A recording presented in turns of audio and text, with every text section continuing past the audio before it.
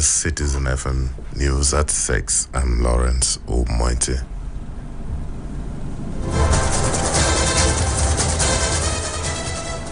The Nigerian Navy has flagged off combined naval maneuvers with France and other countries within the West African sub-region to foster the development and strengthening of maritime security in the Gulf of Guinea. Flagging off the exercise, the Chief of Naval Staff Vice Admiral Emmanuel Ogala said the maneuver, which is named Exercise Crocodile Lift and Grand African Nemo, came in response to several security breaches in the Gulf of Guinea, which poses serious challenges to Nigeria's well-being. He said a comprehensive approach involving national and international collaboration is continually required to mitigate the impact of the myriads of maritime threats confronting the Gulf of Guinea countries. The Gulf of Guinea poses serious challenge to our national well-being. It is disturbing that most of the criminals in our maritime domain are targeting our economic lifeline. A comprehensive approach is therefore required, such that it involves both national and international collaboration to mitigate the impact of the myriad of these maritime threats.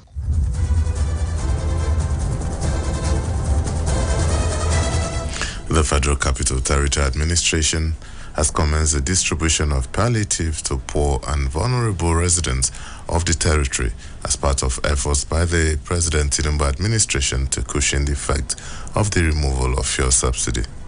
FCT Minister of State Maria Mahmood, who performed the initial distribution of over 17,000 bags of rice and 8,000 bags of maize on behalf of the administration, assured residents that every deserving family in the 6 area council and 17 chiefdoms of the FCT will receive the palliative items free of charge.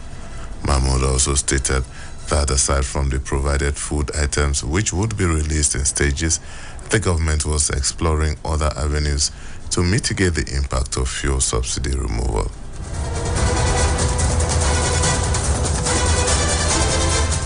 The National Examinations Council has released the 2023 Senior School Certificate Examination 58 days after the final paper was written.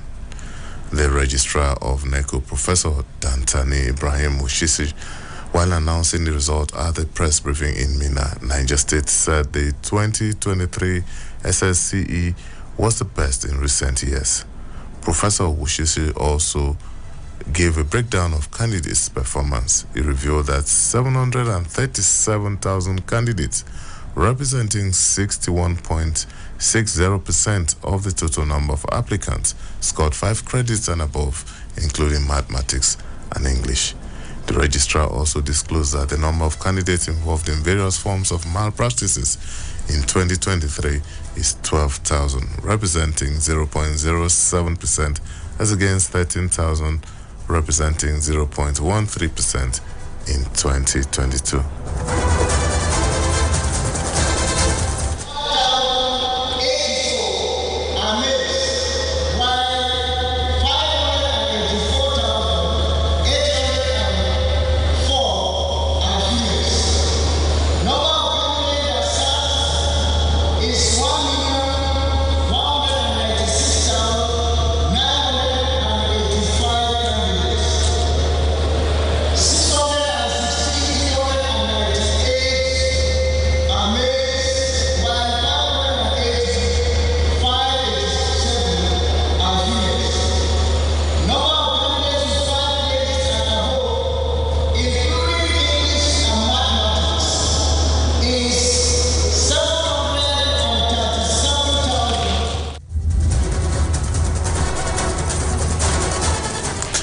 Meanwhile, the NECO boss further announced that Abuja State had the highest number of candidates with 5 credits and above, including mathematics and English, with 85.53%, pointing out that Adamawa State came second with 51.5%, while Kebbi State came last with a performance of 0.31%. First Lady Senator Remi Tinubu said efforts to reshape Nigeria and address societal ills plaguing the female gender require active participation of women. Speaking to senior female police officers and other women, she asked them to help forge a better Nigeria. The First Lady urged them to lead the action in addressing some of the ills such as rape, child abuse, human trafficking, and other issues. To do the best we can for women. I'm also looking for ways to contribute in that area, to contribute to each individual lives. When we talk about Nigeria, we are talking about people in Nigeria, and we cannot have a Nigeria without the people excelling and doing great things. The People's Republic of Korea has commended President Bola Ahmed Tinubu's led administration while seeking partnership between the All Progressives Congress and the ruling Workers' Party of Korea. The ambassador of the Democratic People's Republic of Korea, John Tong-chol, gave the commendation during a courtesy call on the national chairman of the APC, Abdullahi Umar Ganduje, at the party's national secretariat in Abuja.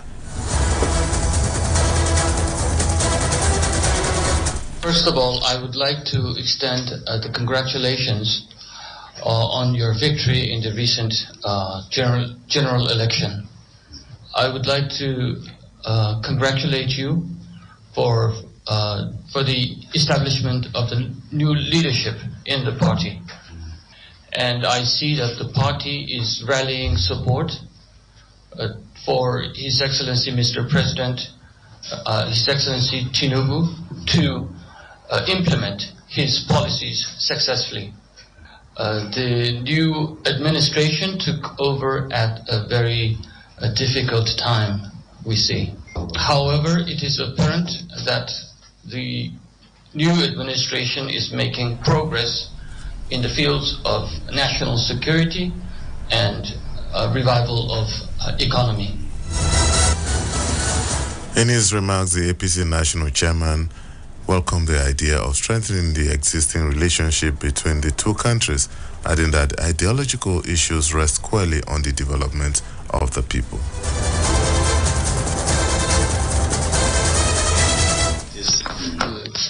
Like the one in your country and Nigeria, there's no doubt we need to share experiences. Dichotomy between capitalism, socialism has become less since the demise of Soviet Union. Now the issue of ideology is purely on. So we welcome good relationship and the APC in Nigeria.